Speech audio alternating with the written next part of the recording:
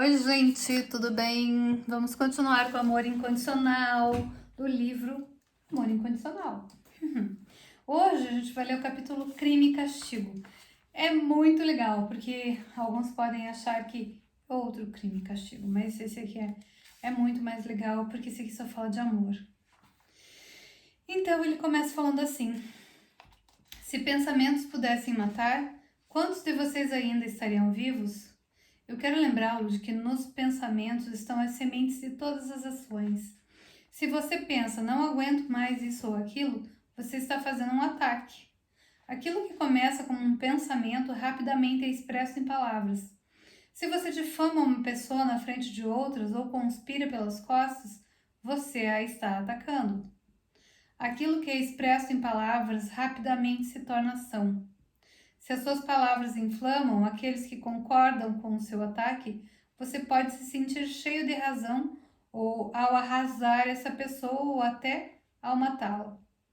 A sociedade diz que somente a ação física é repreensível. Os ataques verbais aborrecem, mas são inevitáveis. E ninguém seria louco o suficiente para tentar prender alguém por conta dos seus pensamentos. Você se sente ultrajado diante de um assassinato, mas o pensamento assassino é aceitável. Vocês todos têm esses pensamentos, vocês todos. Vocês se sentem ultrajados diante de um estupro ou abuso sexual, mas não ficam muito incomodados com pensamentos sobre isso. Eu peço para se lembrar de que tudo o que você pensa sobre outra pessoa, diz a ela ou lhe faz, é um reflexo do que você pensa sobre si mesmo. Um pensamento negativo que você tenha sobre alguém é uma demonstração de como você vê a si mesmo. As fofocas ou os ataques verbais mostram seus próprios sentimentos de vergonha e de rejeição emocional. E a violência física com relação ao outro indica seu próprio impulso suicida. Isso não é um mistério. Não é nenhum mistério. Somente aquele que está sofrendo agride os outros. E eu lhe pergunto: quantos de vocês não estão sofrendo? Quantos de vocês não estão agredindo os outros ainda de modos mais sutis? A diferença entre você e aquele que estupra e mata não é tão grande quanto você pensa. Eu não digo isso para que você se sinta mal, mas para ajudá-lo a acordar para a responsabilidade que tem com relação aos seus irmãos. Se você pode se perdoar por ter pensamentos de vingança, por que então não pode perdoar um homem ou uma mulher que pratique um ato de vingança? Eles estão meramente fazendo coisas sobre as quais você também já pensou. Não estou justificando o ato de vingança. Não posso justificar qualquer forma de ataque e não estou sugerindo que você faça o mesmo. Estou simplesmente perguntando por que você expulsa essa pessoa do seu coração. Talvez ela esteja mais desesperada por amor e perdão do que você. Ele cresceu sem pai. Apaga. Talvez ela esteja mais desesperada por amor e perdão do que você. Você negaria isso a ela? Seu irmão tem uma ferida profunda. Ele cresceu sem pai. É viciado desde os 9 anos de idade. Mora num lugar onde nunca se sentiu seguro. Você não sente compaixão pela criança ferida que existe num homem que comete um crime? Será que, se você estivesse no lugar dele, conseguiria fazer algo melhor? Seja honesto, meu irmão. Nessa honestidade, você vai achar compaixão, ainda que não seja pelo homem, que seja pelo menino que se tornou esse homem. Eu sempre me perguntei isso, gente. Eu trabalhei muito com meninos de rua e eles me contavam tantas coisas.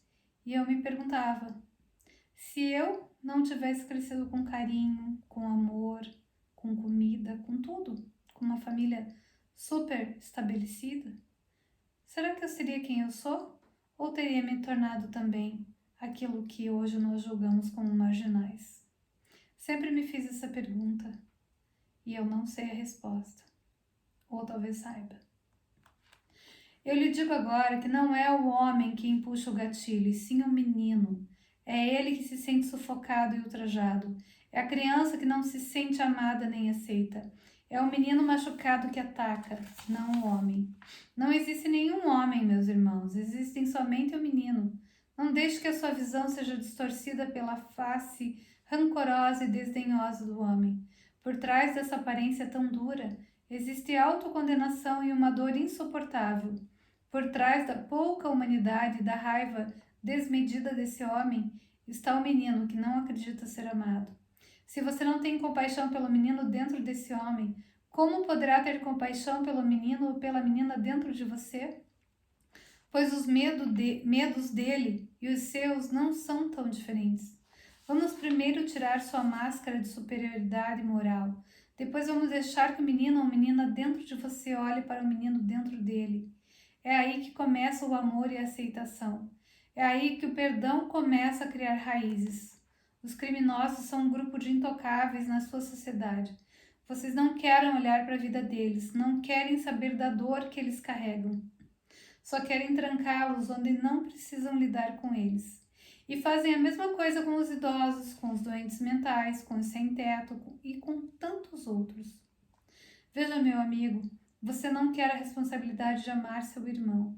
Entretanto, sem amar seu irmão, você não consegue aprender a amar e aceitar a si mesmo. Seu irmão é a chave da sua salvação. Ele sempre foi e sempre será. Do mesmo modo que os indivíduos negam e reprimem as tendências negativas que não querem aceitar em si mesmos, a sociedade nega e institucionaliza os problemas que não querem encarar. Tanto o consciente individual como o coletivo estão cheios de feridas sobre as quais nada se fala. O comportamento nesses dois níveis é dirigido por uma dor não reconhecida, pela culpa e pelo medo incutidos nessas feridas. O perdão traz a luz que vasculha esses lugares escuros e secretos dentro de você mesmo e dentro da sociedade. O perdão diz para a sua culpa e para o seu medo: venham aqui fora para que eu possa vê-los. Eu preciso entender vocês. O perdão diz para o criminoso: venha aqui fora, olhe para as vítimas dos seus crimes, corrija isso, comece o seu processo de cura. Entrar em contato com a ferida é sempre o primeiro passo do processo de cura. Se você não está disposto a encarar, individual e coletivamente, o medo por trás da ferida, o processo da cura não pode começar. É duro para você olhar a sua dor reprimida.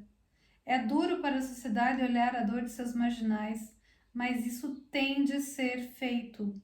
Enquanto a ferida não for trazida à luz da consciência, todo mundo vive na prisão da reação. Não é só o criminoso que está atrás das grades. Aqueles que o colocaram ali vivem atrás de grades diferentes. Se você não trouxer à tona o que está no inconsciente, irá expressar seu conteúdo de forma distorcida. Se você não trabalhar com o criminoso na intenção de ajudá-lo a se amar e a se aceitar, ele vai voltar à sociedade com a mesma raiva e o mesmo desejo de vingança. Construir mais prisões ou colocar mais policiais nas ruas não é garantia de segurança. Essas medidas apenas agravam a situação, deixando as pessoas com mais medo. Se você quer melhorar essas situações, leve o trabalho do perdão para dentro das prisões e das comunidades. Contrate mais professores e assistentes sociais. Alimente as pessoas, questione-as emocional e mentalmente. Ofereça a elas laços afetivos seguros. Providencie oportunidades de educação e de treinamento. Dê esperança, aceitação e amor. Esse é o trabalho do pacificador. Isso é prestar serviço, isso é abraçar seu irmão como a você mesmo. E por favor, lembre-se de que ao dar aos outros, você está dando a si mesmo. Ninguém ama sem receber amor de volta. Ninguém dá um presente sem que seja ao mesmo tempo presenteado. Já é tempo de você parar de tentar castigar o pecador que existe em si mesmo e o criminoso na sociedade. O castigo sempre reforça a rejeição. Isso é o contrário do que é preciso. Os sentimentos de rejeição precisam ser mitigados e atenuados. O julgamento e o ataque têm de ser trazidos à luz da consciência do entendimento. A culpa e o medo precisam ser vistos pelo que realmente são. O trabalho de reabilitação é um trabalho de integração. É preciso acender uma luz na escuridão. Tudo que é inaceitável precisa se tornar aceitável para que possamos olhar sem medo. As sementes da ação têm de ser encontradas no pensamento para que possam ser tratadas ali. Você não pode mudar suas ações sem antes mudar seus pensamentos. Se você taxou alguns pensamentos de tabu, vai ter medo de olhá-los. Isso não é construtivo. Disponha-se a olhar os pensamentos assassinos na psique para não ter de enterrá-los no inconsciente. Ajude as pessoas a assumir a responsabilidade pelos pensamentos que cultivam e pelos efeitos desses pensamentos. O poder pessoal e a autoestima verdadeiros começam com o reconhecimento de que é você quem escolhe sobre o que pensar, o que dizer e como agir. Aqueles que atacam os outros acham que não têm escolha. Aqueles que sabem que têm escolha não atacam os outros. Essa é a chave. Mostre a um homem as opções que ele tem e ele não cometerá crime algum. O crime é uma outra forma de autopunição. É uma escolha inconsciente movida por uma culpa também inconsciente. O criminoso age dessa forma porque ainda está tentando se castigar e a sociedade o obriga a isso, castigando-o e reforçando a sua culpa, a culpa que ele sente.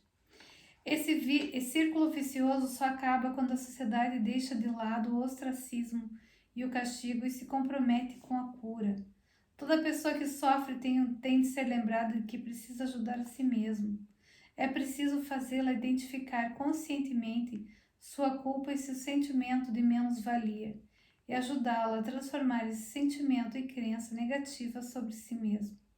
Os leprosos da sua sociedade não são diferentes dos leprosos do meu tempo. Eles carregam na pele as feridas de todo mundo. Eles são as testemunhas da dor com a qual você não quer lidar.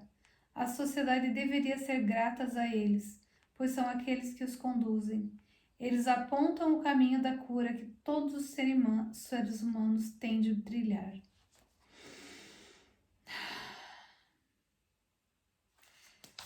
E quem nunca teve um pensamento ruim? Quem nunca desejou mal para o outro? Espero que um dia a gente se encontre alguém assim. De verdade. Porque normalmente a gente pode não contar a verdade.